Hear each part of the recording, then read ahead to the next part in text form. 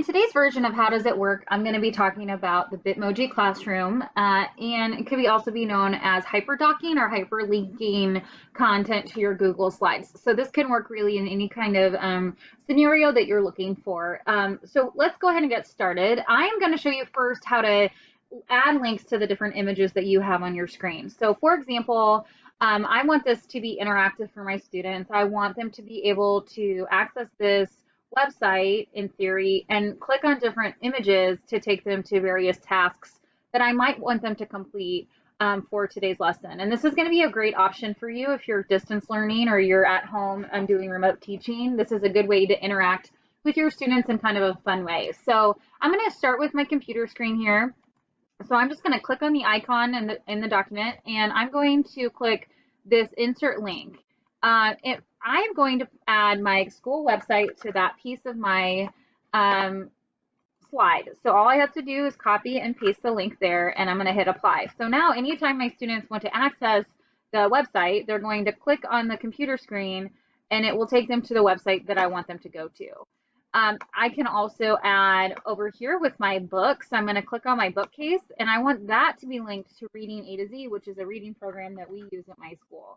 So I'm going to click on the link. I'm going to paste Reading A to Z, and I'm going to apply. So again, when my students need to go to Reading A to Z, they're going to click on the bookcase.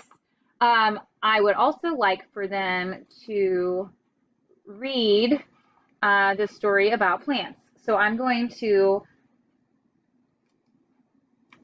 share, and I'm going to get anyone with the link can access. So I'm going to copy the link. I'm going to go back to my Bitmoji classroom, and I am going to paste the link onto my plant. And I'm going to hit apply. So now, again, when my students click on the plant, that's going to take them to this nonfiction article of nasty plants. Usually when I enter the classroom, or I have my students enter the classroom when we are in-person learning, I usually have a task on my smartboard about what I would like for them to do for the day. So I'm going to go ahead and do that as well if I'm going to do a distance learning classroom, and I'm going to say, type in my text here.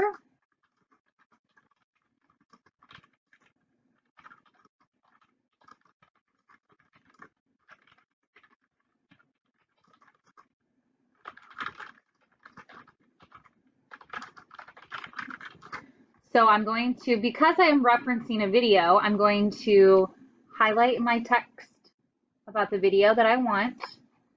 I'm going to go collect my website. So this is a flipped video on main ideas. I'm going to go back to my classroom. I'm going to link my video right here. As you can see, it's pretty easy to hyperlink into our classroom here. So again, to make it a little bit more exciting, I'm going to go ahead and add my Bitmoji in here.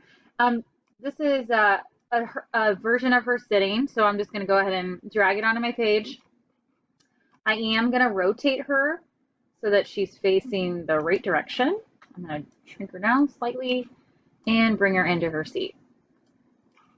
As you can see, you can kind of pick and choose how you create your Bitmoji classroom. You can also, I've seen some people add little hyperlink buttons to their classroom page where you might have your circle here. We might want to fill it in green, and we might want to say this is the plant reading.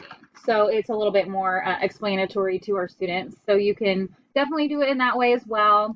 And then it would be the same process where you click insert link, you go and collect your link, and then paste it in. Once you've finished, this is something that you can share with your class, and when they access it, they will be able to just click on the image, and it will take them to where you want them to go. So that's pretty quick version of the Bitmoji classroom.